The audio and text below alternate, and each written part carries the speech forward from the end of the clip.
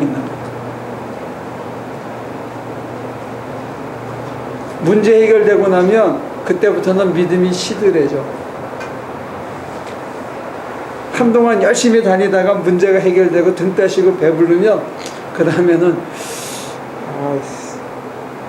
누가 어디 간다는데 나도 좀 같이 갈까? 이런 생각이 착 들어오는 거예요. 네가 그걸 어떻게 하느냐? 저도 그랬거든요. 살만하면 사람이 이게 딴 생각을 해요. 그렇게 되면 예수님 따라가는 발걸음이 흐트러지기 시작해요.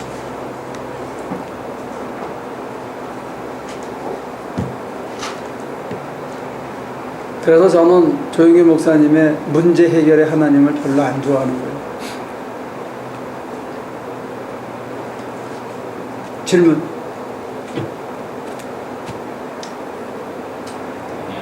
약간 확대를 하자면은 석가모니 가르치는 것처럼, 그러니까 사실 제일 좋은 따르면, 그러니까 이제 다니엘서에서 얘기했듯이 그러지 아니하실지라도, 그러니까 고쳐주시지 않을지라도 따라가는 게 최고의 가치가. 실제로는 그 중심이 있어야 고침을 받아요.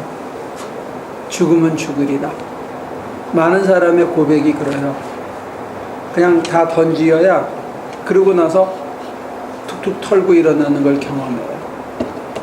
근데 이제 그 경험이 워낙 폭이 A to G이기 때문에 한마디로 일반화시키기는 어려웠죠. 근데 그 중심이 중요하고, 아까 우리 박 목사님이 지적한 것처럼 당신이 원하시면 이런 태도가 중요한 거예요. 근데 지금 제가 기도 생활로 이걸 국한해서, 이 본부들 가지고 국한해서 여러분들에게 가이드라인을 서제스트 한다면, 병 고치는 거 중요하지만, 절박하지만 그 다음에 머무르면 안 된다는 거예요. 주님을 따라가면서 자기의 본래적인 가치를 회복하는 거. 내가 누구냐? 나는 하나님의 아들이다. 나는 누구냐? 하나님의 딸이다 하는 내 본래적인 가치를 회복하면 다음에 설령 병이 와도 그 병 때문에 우리가 흐트러지지 않는다 이게요. 그렇게 되면 다니엘처럼 사자굴에 던져져도 믿음이 흐트러지지 않는 거예요. 지난번에 살려주신 분이 또 살려주시려니와 설령 그리하지 아니하실지라도. 하박국에 무화과 나무에 소출이 없고 뭐 이렇게 열매가 없고 밭에 소출이 없고 할지라도 이게 되는 거예요. 그때부터 이제 바울이 얘기한 일체의 자족을 배웠나라는 여유가 시작되는 거죠.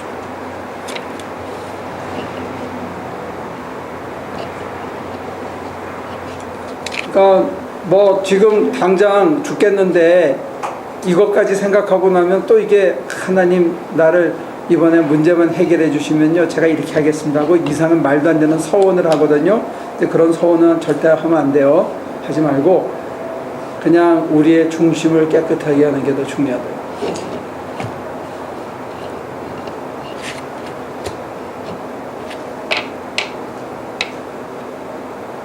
하나님께서 기대하시는 거는 우리가 문제 해결을 하고 만족한 대지로 끝나는 게 아니고, 우리가 하나님의 형상을 회복한 당신의 아들, 딸로 살아가기를 원하시는 거예요.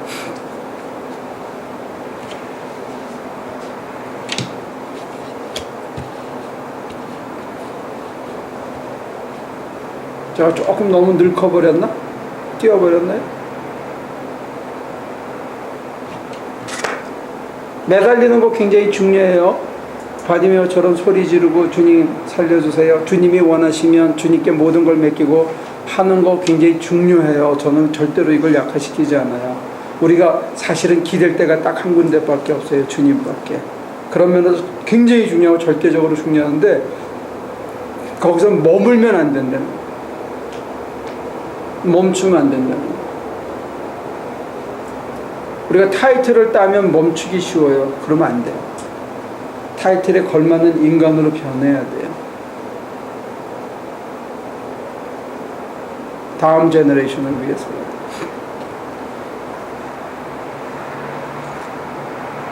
그리고 아펜딕스는 뭐냐? 주님을 따르면 어떻게 돼요? 네? 제네시스 팔아야 돼.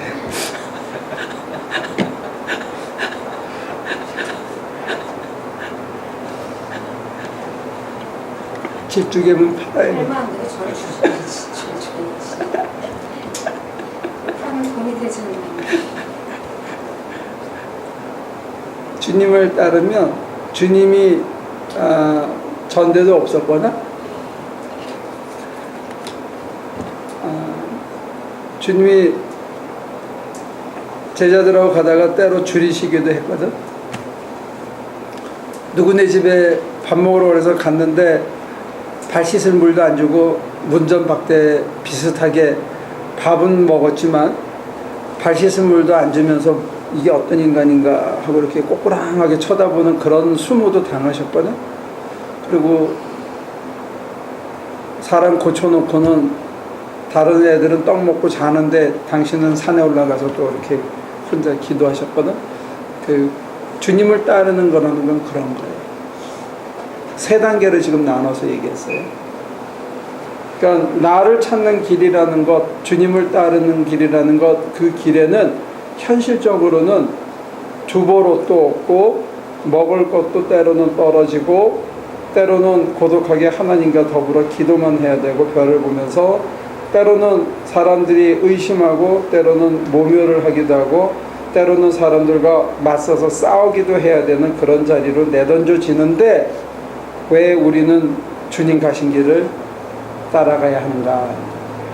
주님은 왜 따라오라 그러셨는가? 이게 중요하다. 기도라고 얘기했을 때는 그게 포함되는 거예요. 따라감이라는 게, 나하폴게라는 게 기도에 포함되어 있습니다. 그냥 앉아서 할렐루야 주여 살려주시옵소서 문제를 해결해 주십시오 이것만 기도가 아니고 문제가 해결되고 난 다음에 주님이 가신 라이프 스타일을 따라서 따라가는 긴 여정이 기도라는 거예요.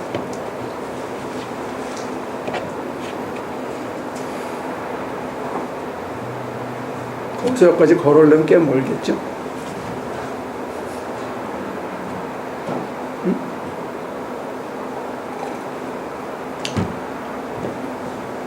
어떤 때는 가스 넣을 돈이 없어가지고 요 앞에까지 갔다가 기다렸다가 저녁 예배 드리고 가고 그래요. 그걸 견뎌. 그래도 타협하지 말아요.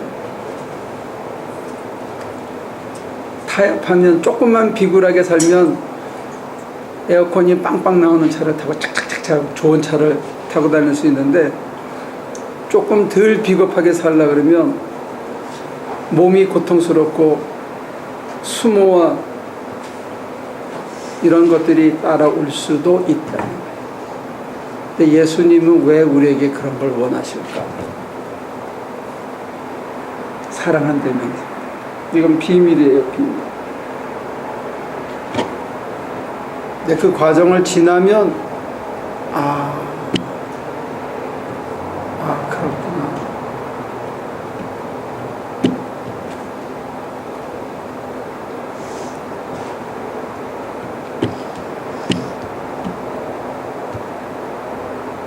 에이, 기도 괜히 배웠다, 그지? 배우고 나니까, 이게. 그래서 여러분들이 점점 세뇌가 되는 거예요. 여러분들에게는 세뇌 안 당할 자유가 있습니다. 이 패러다임을 안 받아들여도 되는 자유가 있습니다. 그러나 저는 그렇게 고백할 수 있습니다. 이게 우리 영혼에게 평안을 주는 길이다.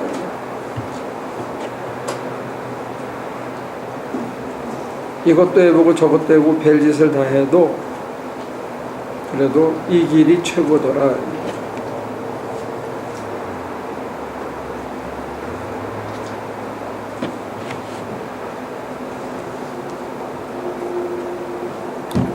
질문 있으면 하세요.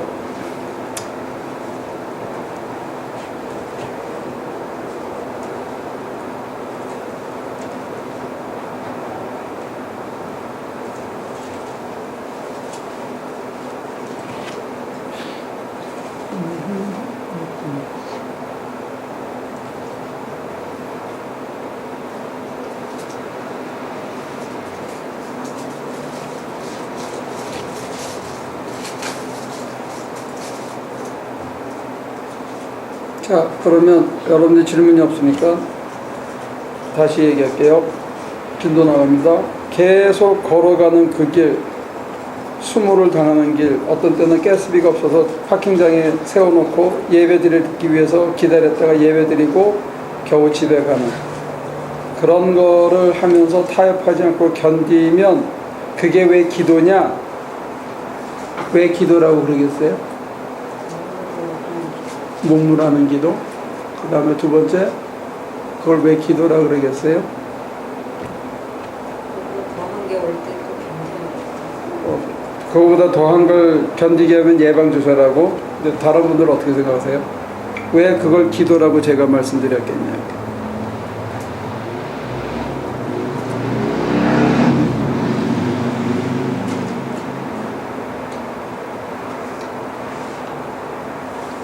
병 낫고 집안에 문제가 있어서 매달려서 기도할 때 오는 그 절박함, 그래서 그 문제가 해결되고 난 다음에 주님께서 주님의 길을 따라오래서 따라가는데 오는 그 길은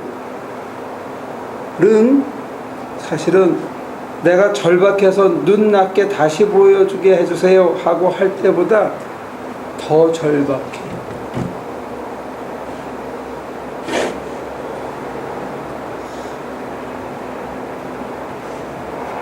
더 절박. 여기서는 기도하지 않고는 견딜 수가 없어. 이건 내가 아쉬워서 한 기도라면 이거는 앞지에 빨려 들어가시 피동적으로 싹힌다는 기도예요. 기도하지 않고는 호흡할 수 없는 길이 주님 따라가는 길.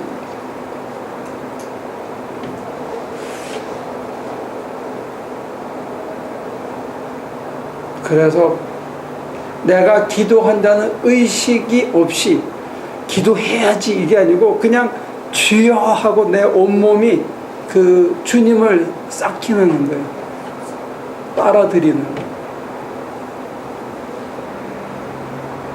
내 뼈와 내 살이 주님을 알기 시작해요. 그 기도를 통해서. 그리고 그 주님이 내 뼈 속에 내 살 속에 들어오기 때문에 내 현실에 그 오는 추위와 더위의 그것이 갑옷처럼 막아주셔가지고 내가 그걸 그렇게 전에처럼 절박하게 안 느끼고 그때도 살려주셨는데 또 살려주겠지 하는 그 든든함이 생기는 거예요. 근데 그 든든함이 생기는 믿음은 어디서 시작되냐면 내 영혼이 갈증으로 주님을 싹히는 거예요. 그게 기도예요. 절박한 기도예요.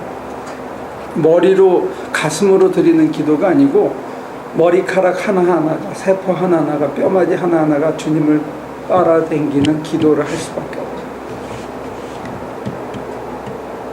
여러분들 여기는 안 가봤죠, 그죠? 지금 제가 말씀드린 게.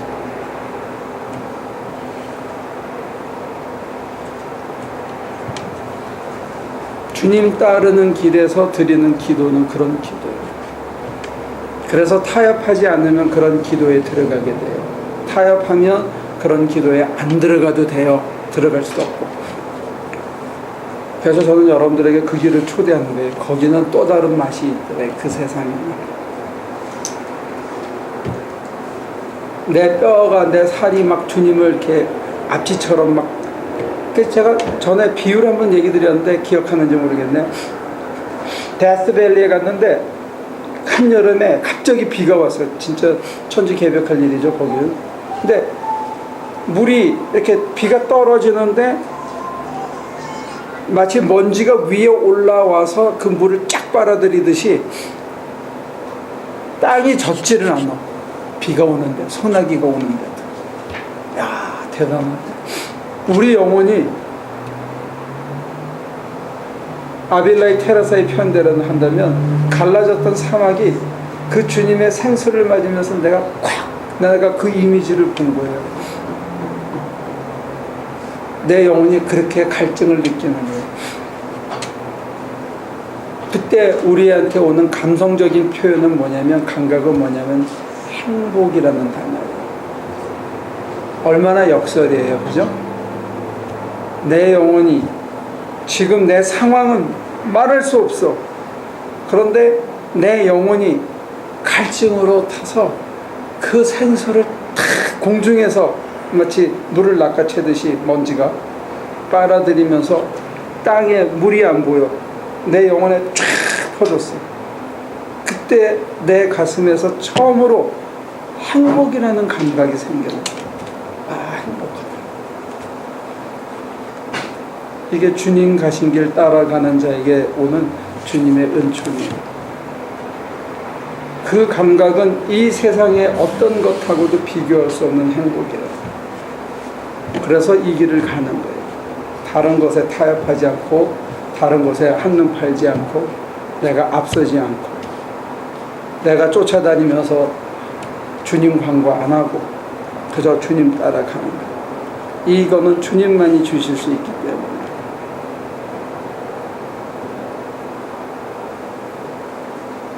너무 표현이 강한가?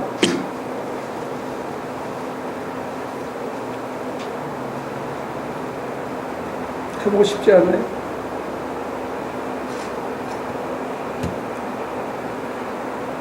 아, 행복하다. 행복할 상황이 아니야. 전혀 아니야. 상황. 옛날 같으면 이거 좀 큰일 났으니까 살려주세요 해야 되는 상황에서 내 영혼이 주님만 바라는 거야. 주님이 어떻게 하시겠지. 그때 주님이 가까이 계시면서 내 영혼의 갈증을 해결해서, 그게 이제 소위 신앙의 신비적 요소입니다. 신앙에는 그런 요소가 있기 때문에 현실의 합리성을 뛰어넘는 제3의 자리가 있는 거예요.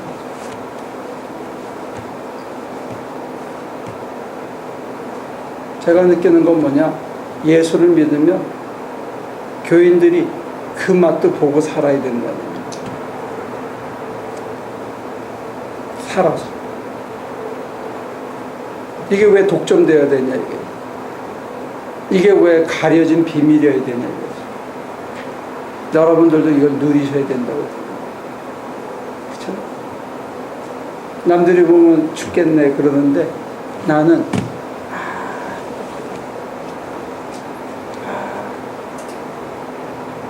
이러면서 그게 이렇게 한 번 그렇게 되면 그 이후로 계속 되어지기가 쉽나요? 그런 세상이 있다는 걸 알기 때문에. 물론 그 감흥의 어떤 감정의 격정적인 요소는 줄어들지 몰라요. 격정성은. 그러나 그것이 잔잔해지면서 지속되는 거예요. 계속. 그러니까 어떤 그것이 뭐 몇 달 만에 한 번 아니면 충격처럼 다가왔는지 모르지만 그 다음에는 매일이 잔잔하게 그렇게 유지되는 세상이 있다는 거예요. 그게 주님 가신 길 따라가는 진리가 너희를 자유케 하리라. 내 짐은 내 멍에는 쉽고 가볍다. 그 일. 그게 literally 우리 삶에서 실체화될 수 있다는 거예요.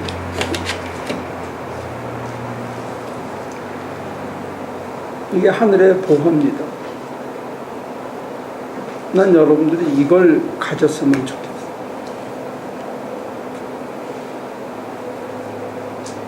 그래야 그때 그 복음 선거가 가능해요. 나 무엇과도 주님을 바꾸지 않아. 다른 어떤 행복 구하지 않아. 그 사람이 정말 그 세계를 맛보고 복음 선거 그걸 썼다면 굉장한 체험입니다. 집에 가서 한번 불러봐요, 여러분. 나 무엇과도 주님을 바꾸지 않아. 다른 어떤 은혜 구하지 않아. 아무것도 필요 없어. 주님 한 분만으로 내 영혼을.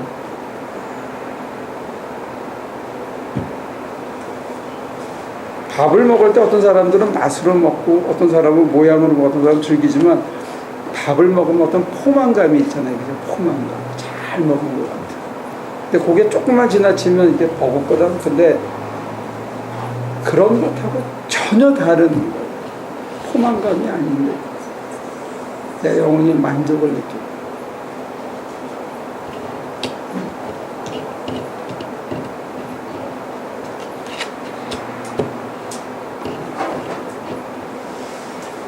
그래서 그 자리에 이르기 위해서는 기존의 질서가 업사이드 다운 되고 부서지고 그 틈으로 들어가는 그게 필요해요.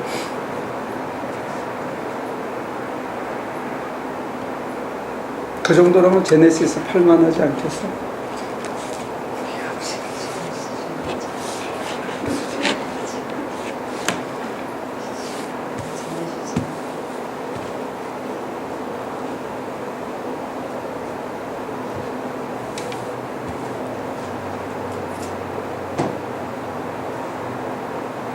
향유 옥합을 깨뜨렸다는 상징처럼 내 모든 것을 다 잃어도 내가 아무것도 기대거나 바라지 않아도 내가 주님만으로 그런 자리가 있다는 거예요. 그래서 자기 마음이 굉장히 부자 같아. 꽉 찬 거. 그래서 다른 게 별로 부럽지가 않아. 그 누구도 부럽지가 않아줍니다. 그게 예수의 제자가 되는 길이고 예수의 제자에게 주시는 주님의 놀라운 축복이라는. 그래서 세상 것하고 비교하거나 세상 사람들의 소유의 많고 적음 때문에 내가 주눅들거나 그러지 않는다는 거예요. 학벌 때문에 주눅들지 않고 지위 때문에 주눅들지 않고 그 사람의 미모나 부 때문에 주눅들지 않는, 그래서 처음으로 태어나서 처음으로 여러분들이 열등의식으로부터 해방되는, 내가 주님의 제자라는 거예요. 비교 우유의식으로부터 해방되기 때문에 겸손이 시작돼요. 그때 그게 예수의 제자의 길에 주는 현실적인 축복이라는 거예요. 장차 이루어질 축복이라는 거예요.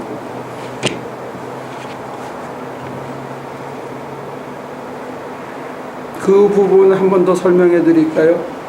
내가 어느 날 주님의 길을 따라가는데 현실적으로 너무 어려운데 내가 유혹이 와 조금만 비겁하게 살면, 조금만 타협하면, 조금만 하고 싶은 말 안 하고 참으면 될 것 같은 그런 유혹이 와요. 요것만 딱 집어먹고 그 다음엔 안 하고 싶고 뭐 다시는 안 할 것 같은 그런 유혹이 온다. 이 돈만 몰래 쓰고 나머지는 그 다음에는 내가 아주 절약하며 살 것 같은 그런 어떤 작은 유혹들이 주님의 길에 따라와요.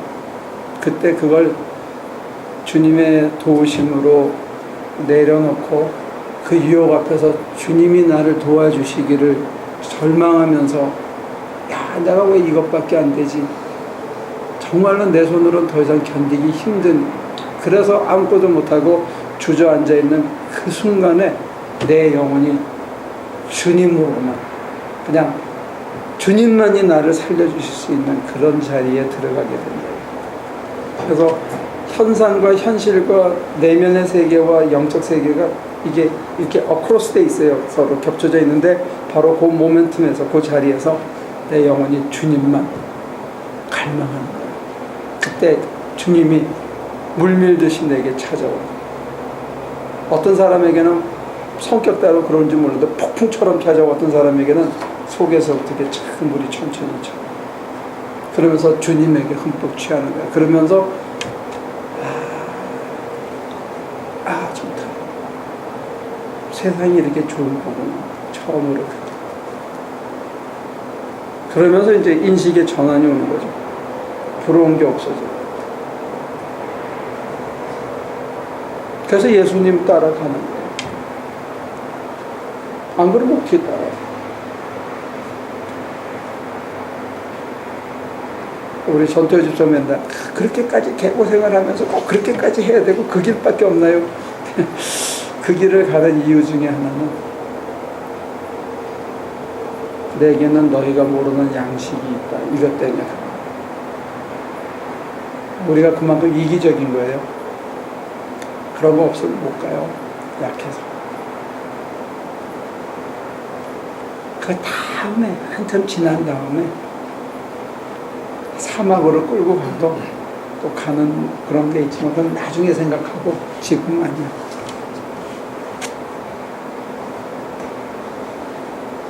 질문 하시죠.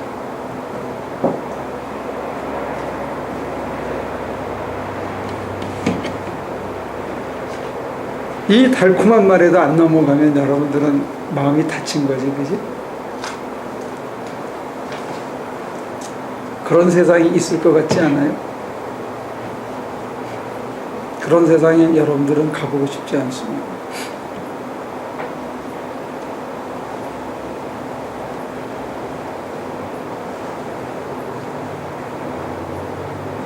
내가 방언했을 때, 큰 놀라운 환상을 봤을 때, 내가 큰 병에서 노임을 받았을 때, 내가 죽을 고비를 살아났을 때, 내가 죽었다가 살아났을 때 이 수많은 감격의 체험이 있지만 그 어떤 것도 지금 제가 말씀드린 것하고는 비교가 안 돼. 근데 이게 어디에서 일어나냐면 내 삶의 한 자리에서 아주 평범하게 일어나. 그래서 사람들이 더 잘 못 가는지도 몰라.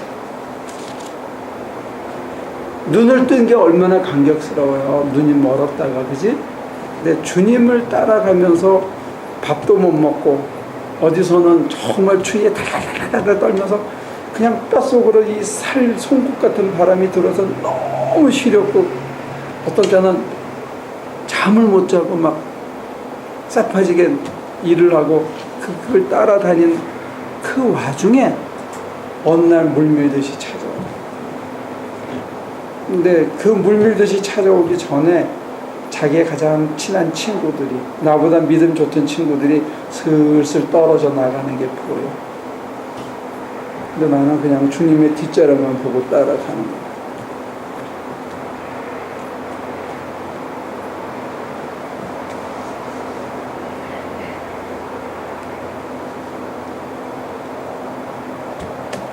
그래서 이제 여러분들이 믿음이 좋아지면 특히